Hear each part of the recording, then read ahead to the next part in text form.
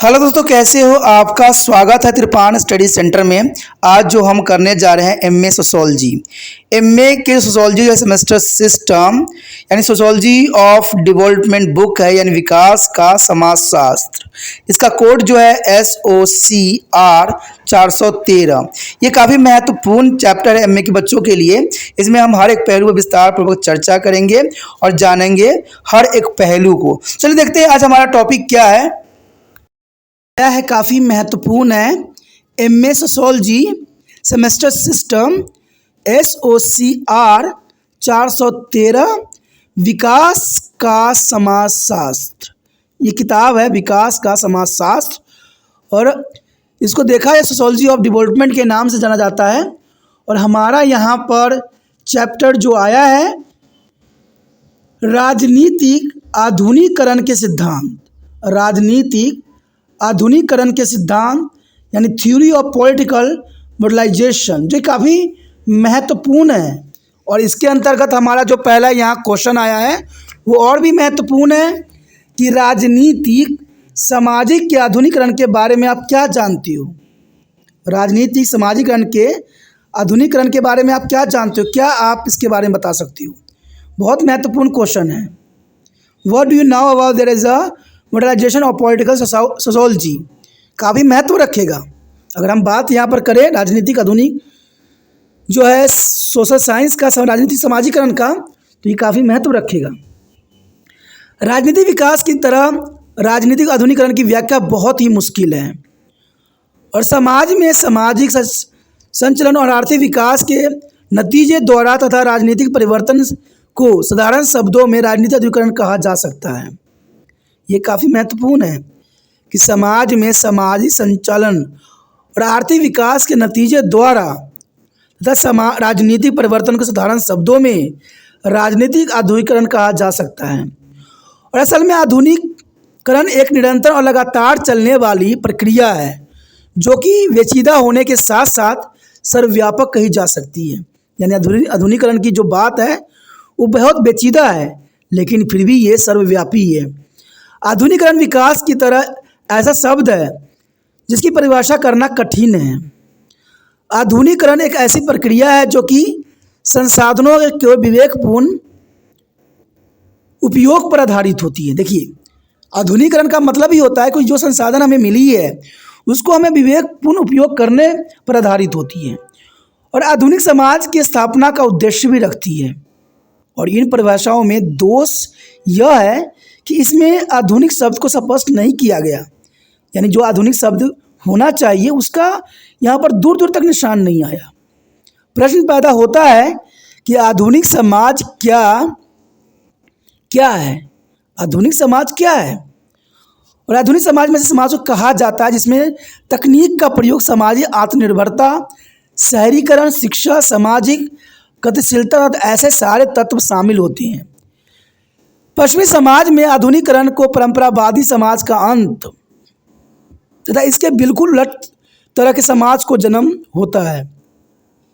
तो ये काफ़ी महत्वपूर्ण है कि पश्चिमी समाज में आधुनिकीकरण जो है परंपरावादी समाज का अंत तथा इसके बिल्कुल उलट तरह के समाज का जन्म होता है। तो ये काफ़ी महत्वपूर्ण है।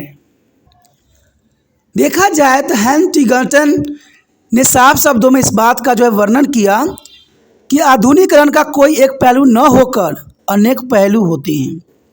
आधुनिकीकरण मनुष्य के विचार और प्रक्रिया के सारे क्षेत्र में तब्दीली के साथ संबंधित बहुपक्षीय प्रक्रिया है और इसके शहरीकरण, औद्योगिकरण, शिक्षा, संचार, सहभागिता आदि के साथ संबंध नहीं कहा जा सकता। अतुल इसको राष्ट्रीय ज्ञान तथा एकीकरण जैसे तत्व के साथ जोड़ा जा सकता है, यानी एकीकरण करके हम इसको जोड़ सकते हैं। वहीं CE वेच के अनुसार साफ शब्दों में कहा कि राजनीतिक आधुनिकीकरण का एक साधनों के तर्कपूर्ण प्रयोग पर आधारित क्रिया है तथा इसका उद्देश्य आधुनिक समाज की स्थापना करना है। तो ये काफ़ी महत्वपूर्ण बात यहाँ बताई गई।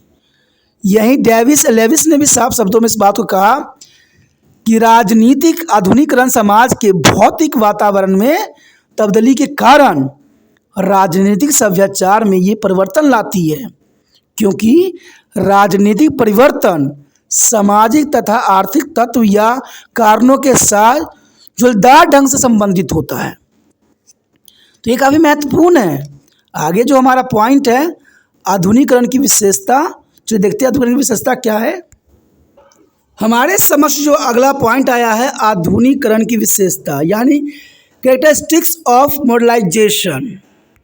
और पहला पॉइंट जो काफ़ी महत्वपूर्ण है, शक्ति का अधिक केंद्रीकरण। ये काफ़ी महत्वपूर्ण बात है यहाँ कि शक्ति का अधिक केंद्रीकरण यानी increase of centralize of power, increase of centralize of power. तो ये काफ़ी महत्व रखेगा कि शक्ति का अधिक केंद्रीकरण कैसे किया जा सकता है।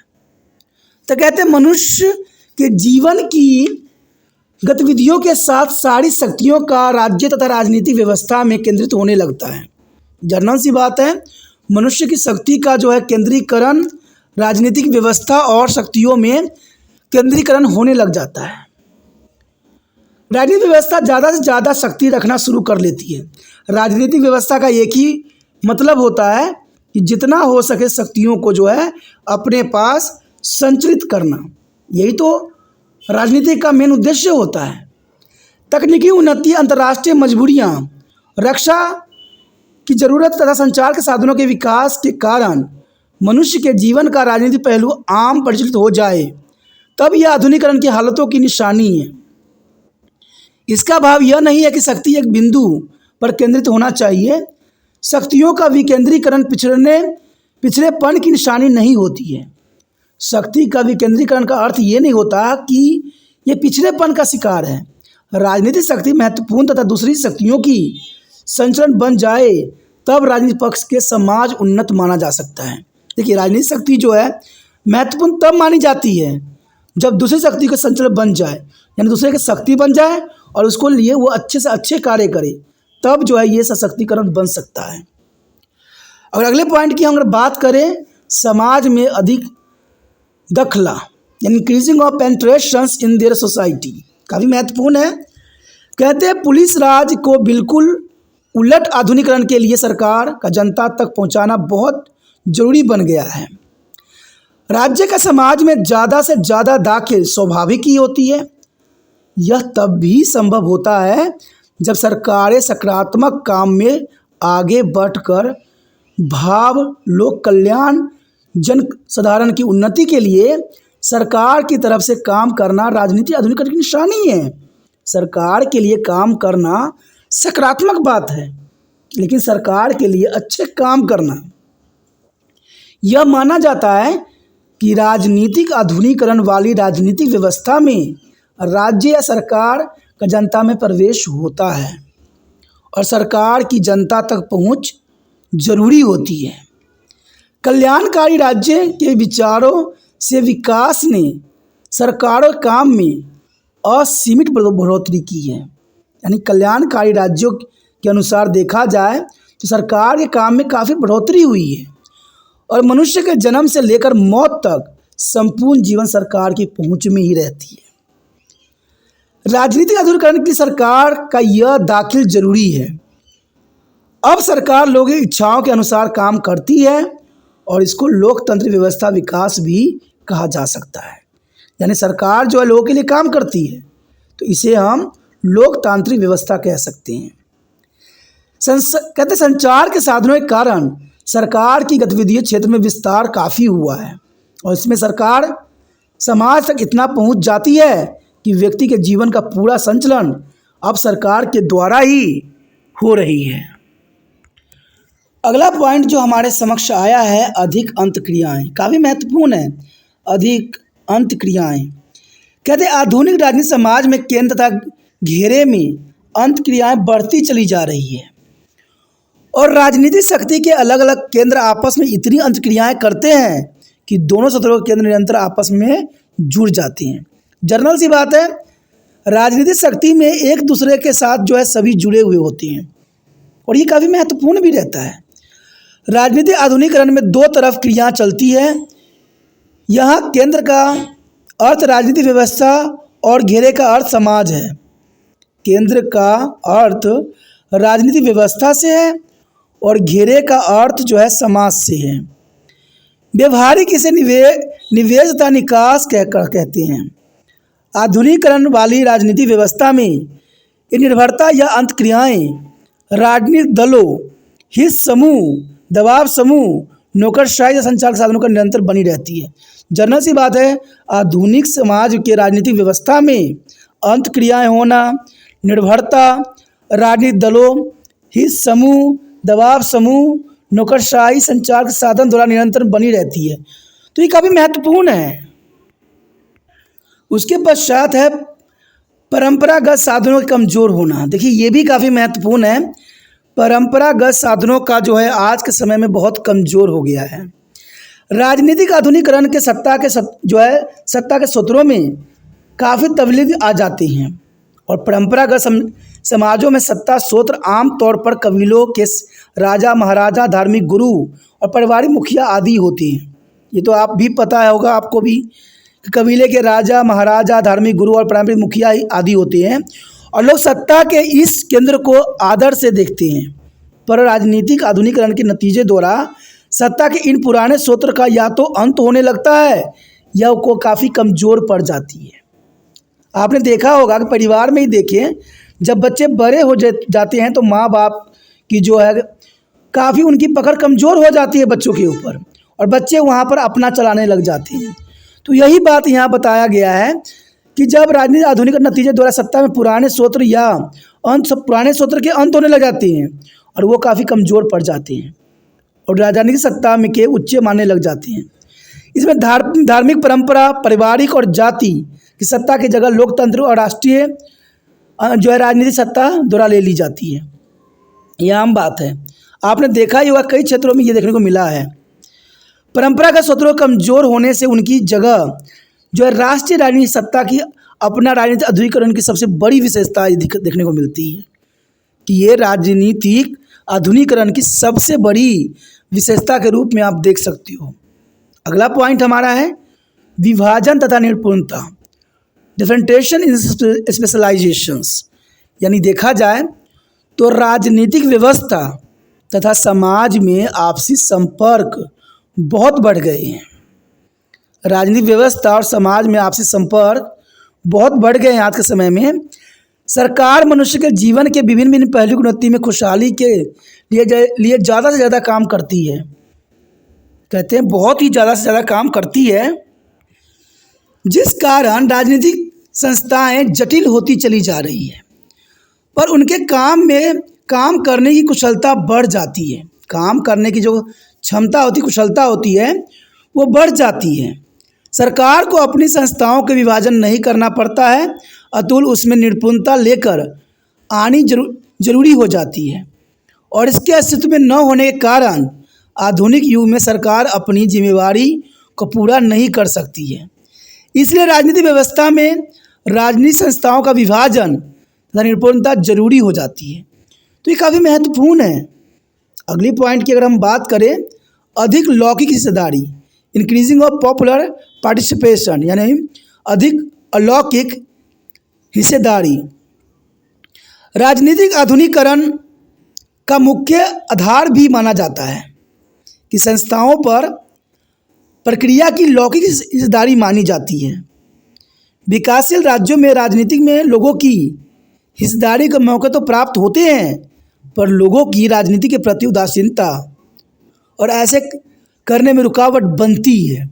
देखा जाए तो आज के समय राजनीतिक में उदासीनता होना स्वाभाविक बात है, क्योंकि जो हम अपने राजनीतिक नेता से रिस्पेक्ट करते हैं कि वो करेंगे, वो बिल्कुल ही उसके उलट करते हैं और ये राजनीतिक में आम देखने को मिलता है।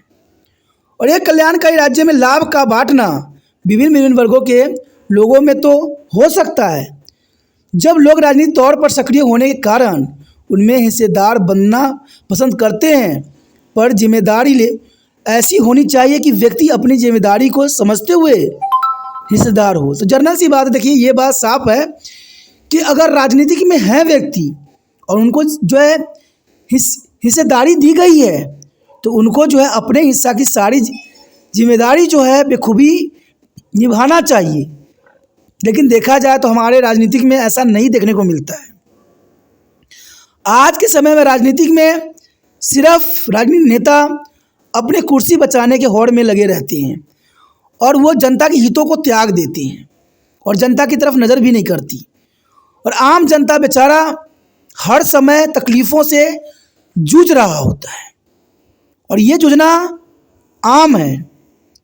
जब कभी आप कुछ बनवाने जाओ, जब आप रोडों पे निकलो, जब आप गली मोहल्ले में निकलो, तो सरकार के द्वारा बनाए गए रूलों के अंतर्गत सारी तकलीफ़ें जो है आम जनता पे मर दी जाती है।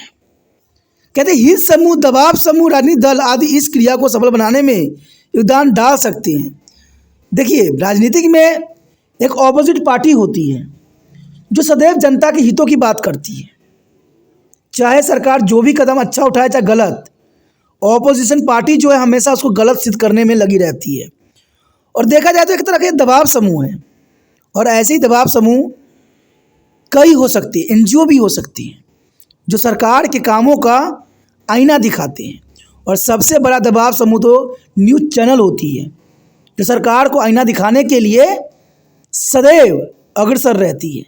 लेकिन देखा जाए तो आजकल न्यूज़ चैनल सब भी सरकार के अधीन ही कार्यरत है। उसके पश्चात हमारे समक्ष है काफ़ी महत्वपूर्ण विस्तृत नौकरशाही, इलाज ब्यूरोक्रेसी। आपको पता होगा कि भारत में नौकरशाही की जो प्रावधान है वो इतनी है जिसकी वर्णन करना संभव नहीं है। यानी आज नौकरशाही का हर क्षेत्र में दबदबा बना हुआ है। राजनीतिक आधुनिकीकरण वाले समाजों में सरकार के कामों में बहुत बढ़ोतरी हो जाती है, जिस कारण बहुत सारी संस्थाएं अस्तित्व में आ जाती है जो मनुष्य की जरूरतों की पूर्ति के लिए कार्य करती हैं। और इसका परिणाम यह होता है कि नौकरशाही का विस्तार हो जाता है। नौकरशाही के आकार में बढ़ोतरी होना अधिक नहीं पर उसका विस्तृत आधार होना जरूरी होता है। और इसका अभिप्राय यह है कि नौकरशाही में भर्ती सारे समाज में चाहे न हो अतुल ऐसा प्रबंधन होना चाहिए कि समाज में ज़्यादा से ज़्यादा वर्ग आ सके। और इसके साथ पुण्य समाज लोग जो है प्रशासन में शामिल हो जाता है। पर कई बार नौकरशाही ही राजनीतिक आधुनिकीकरण की क्रियाओं में रुकावट का रूप धारण कर लेती है। और यही आज समय में ये बहुत आम हो गई है कि नौकरशाही जो है राजनीतिक आधुनिकीकरण में सबसे बड़ी रुकावट पैदा करती है और उसमें कई वर्ग का नियंत्रण या कब्जा हो जाती है, तब बाकी के वर्ग जरूरी हिस्सा प्राप्त नहीं कर सकते। तो ये भी काफ़ी महत्वपूर्ण है। यदि हम निष्कर्ष पे ध्यान दें तो राजनीतिक आधुनिकीकरण को निर्धारण करने वाले कई तत्व होते हैं और यह क्रिया समाज में संचालित होती है और राजनीतिक व्यवस्था समाज व्यवस्था में संचालित होती है जो अपने आप में अनगिनत व्यवस्थाओं के साथ मिलकर बनती है तथा अंतर्राष्ट्रीय वातावरण द्वारा घिरी होने के कारण उसके द्वारा प्रभावित हुए बिना नहीं रह सकती है। और यह तथ्य राजनीतिक आधुनिकीकरण के बारे में हमें बिल्कुल ही ठीक साबित होती है। तो ये काफ़ी महत्वपूर्ण है। अगला टॉपिक जो है हमारे समक्ष है आधुनिकीकरण की एजेंसियों का रोल, यानी role of agency of modernization. तो चलिए देखते हैं आधुनिकीकरण की एजेंसियों के क्या रोल है। हमारे समक्ष जो आया है आधुनिकीकरण की एजेंसियों का रोल, यानी role of agency of modernization, काफ़ी महत्वपूर्ण है। पहला अगर पॉइंट पे हम विचार करें तो विचारधारा का रोल ऑफ आइडियोलॉजी काफ़ी महत्व रखेगा। राजनीतिक आधुनिकीकरण की प्रक्रिया में विचारधारा का बहुत बड़ा रोल होता है कि जो इंसान की विचारधारा होता है उसी के अंतर्गत वो जो है समाज को आगे लेके बढ़ता है। विचारधारा सही हुआ तो समाज सही रास्ते पे जाएगा, विचारधारा गलत हुआ तो गलत रास्तों पे जाएगा। इसकी प्रक्रिया गति तेज करने के लिए इसका प्रयोग सदैव किया जाता है और समाज में परिवर्तन क्रिया की दिशा देने तथा इसके निर्माण में राजनीतिक विचारधारा की मुख्य भूमिका होती है। यानी राजनीतिक जो विचारधारा है उसका बहुत काफ़ी महत्वपूर्ण स्थान होता है। लेकिन मुझे तब दुख होता है जब राजनीतिक लोगों के समक्ष गलत विचारधारा को प्रस्तुत करते हैं। लोकतंत्र में इसका महत्व और ज़्यादा हो जाता है, क्योंकि लोकतंत्र जो है इन्हीं लोगों की विचारधारा को अनुसरण करते हैं, और जब इनकी विचारधारा गलत होगा तो जनरल सी बात है आम लोगों की विचारधारा तो बदलेगी, क्योंकि ये लोग जो होते हैं एक आइडल होते हैं और इनके विचारधारा आइडियोलॉजी के रूप में होता है। राजनीतिक दल राजनीतिक आधुनिकीकरण के जो है प्रेरक के रूप में काम करते हैं, यहाँ तक कि वह तानाशाही व्यवस्था, गुप्त रूप में तानाशाही व्यवस्था को उखाड़ने का काम भी करते हैं। और तानाशाह जो है किसी भी देश के लिए सुरक्षा भावना के अंतर्गत सही नहीं है। और इस तरह दलों द्वारा विचारधारा राजनीतिक आधुनिकीकरण के मुख्य जो है प्रेरक हो जाती है। विचारधाराओं के आधार पर आधुनिकीकरण के लक्षणों में परिवर्तन लाना बहुत आसान हो जाता है। उदाहरण के लिए विचारधारा के आधार पर सत्ता के परंपरा सूत्रों को कमजोर करना आसान हो जाता है, और राष्ट्रीय ज्ञान, राज्य की एकता और राजनीतिक हिस्सेदारी तथा राष्ट्र के प्रति उदार की उत्पत्ति भी विचारधारा का योगदान होता है। विकासशील देशों में विचारधाराओं का आपसी टकराव भी देखने को मिलता है। जो विकासशील देश हैं उसमें विचारधाराओं में हमेशा ही टकराव होती रहती है। राजनीतिक में होना ये तो आम बात है, जिनके कारण कई जटिलता पैदा हो जाती है, पर इसके बावजूद भी विचारधारा भिन्न भिन्न लोगों के आपस में एक जगह पर इकट्ठा करने का काम भी करती है। ये काफ़ी महत्वपूर्ण बात है यहाँ। उसके पश्चात अगला पॉइंट है हमारे समाज सरकार की भूमिका, रोल ऑफ गवर्नमेंट, काफ़ी महत्वपूर्ण है। कहते हैं राजनीतिक आधुनिकीकरण की प्रक्रिया में सरकार का भी बहुत महत्वपूर्ण स्थान होता है, और राजनीतिक व्यवस्था में सरकार द्वारा ही काम की पहल की जाती है। नागरिक सरकार को राजनीतिक आधुनिकीकरण की क्रियाओं को सफल बनाने के लिए योग्य समझती है। हर नागरिक जो है अपने सरकार को योग्य समझती है, क्योंकि उसके पास शक्ति होने के साथ साथ बहुत से साधन होते हैं जो आम लोगों को जो है सुचारू रूप से ले जाने के लिए महत्वपूर्ण होता है। सरकार अपने निर्णय को लागू करने की योग्यता भी रखती है, और यह केंद्रीकरण और केंद्रीय नियंत्रण का साधन भी बन सकती है। सरकार आधुनिकीकरण की प्रवृत्तियों की पहल भी करती है और उनका नेतृत्व भी करती है। आधुनिक युग में आधुनिकीकरण के लिए सरकार की तरफ देखा जाता है, और हम सरकार की तरफ ही नज़र रखते हैं, क्योंकि उनके पास शक्ति होती है, साधन होती है।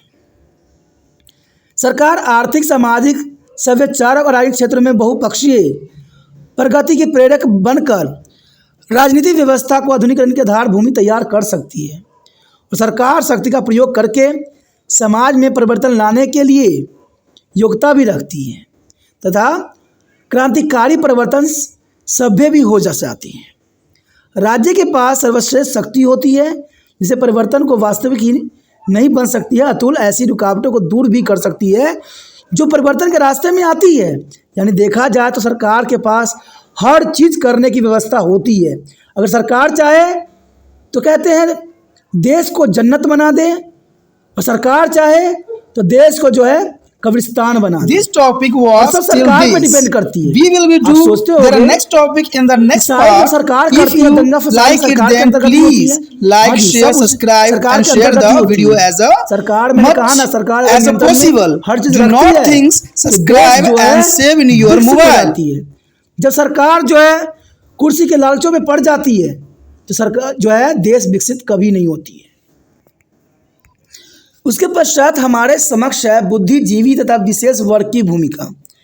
कहते हैं सरकार के साथ बुद्धिजीवी और विशेष वर्ग की भी भूमिका होती है। तो role of naturally of the elites, हर समाज व्यवस्था के व्यवहार में कुछ चुने हुए लोग भी सब चलाते हैं। जनरल सी बात है, कुछ चुने हुए लोग के द्वारा ही चलाए जाते हैं, और इस तरह समर्थन इतिहास में हर समय देखने को मिलता है। सरकार को चलाने का काम कुछ ऐसे ही व्यक्तियों के हाथ में होता है। यह बात लोकतांत्रिक शासन प्रणाली में उतनी ठीक है जितनी तानाशाही शासन में है। कहते हैं लोगों का बुद्धिजीवी होना बहुत ज़रूरी है, और यह वर्ग बुद्धिजीवी के विशेष लोगों का वर्ग होता है जो सत्ता को असली रूप में चलाते हैं। लेकिन आज बुद्धिजीवी उनको कहा जाता है जिनके पास पैसे हैं, वो पूरे सत्ता को अपने कंट्रोल में रखते हैं। राजनीतिक आधुनिकीकरण के सबसे महत्वपूर्ण प्रेरक इसको ही माना जाता है। बुद्धिजीवी और विशेष वर्ग के द्वारा राजनीतिक व्यवस्था के उद्देश्य, साधनों के बारे में सुझाव भी दिए जाते हैं। इनमें से ही कुछ एक को चुनकर राजनीतिक शक्ति को संचालक रूप दिया जा सकता है और विशिष्ट वर्ग इन संरचनाओं के साथ संबंधित क्रियाओं के कारक भी होते हैं। इनके विचारधारा तथा खास तौर पर इनकी धारणाएं राजनीतिक आधुनिकीकरण का आधार बनती है और विशिष्ट वर्ग राजनीतिक आधुनिकीकरण के जीवन शक्ति देने का काम भी करती है और यह राजनीतिक क्रियाओं को मोड़ने से लेकर उलटने तक काम करते रहते हैं और ये सब उनके शक्ति में निहित होती है। नौकरशाही इसका एक मुख्य अंग है जिसकी भूमिका राजनीतिक आधुनिकीकरण में बहुत ही महत्वपूर्ण रखती है और यह राजनीतिक व्यवस्था को एक धागे में डाल देते हैं तथा राष्ट्रीय एकता के बारे में ज्ञान देते हैं। कहते हैं विशेष वर्ग का रोल सकारात्मक अगर नकारात्मक दोनों ही हो सकते हैं, पर इसके बावजूद भी ये राजनीतिक आधुनिकीकरण की चालक शक्ति के रूप में काम करते हैं। तो यहाँ पर काफ़ी महत्वपूर्ण टॉपिक था जिसको हमने समझा, जाना, विचार किया। अगला टॉपिक रहेगा हमारा राजनीतिक आधुनिकीकरण तथा राजनीतिक प्रणाली के बारे में, तो वो काफ़ी महत्वपूर्ण होने वाला है। तो आप बने रहे त्रिपाण स्टडी सेंटर के साथ और जितना हो सके वीडियो को शेयर करने की भावना रखना है और इसमें कुछ नहीं करना है, यूट्यूब से लिंक को कॉपी करना है और व्हाट्सएप एड्रेस पर लगा देना है। पहली बार वीडियो देख रहे हो, पहली बार मेरे चैनल पे आए हो तो जर्नल सी बात है, चैनल को सब्सक्राइब कर लीजिए।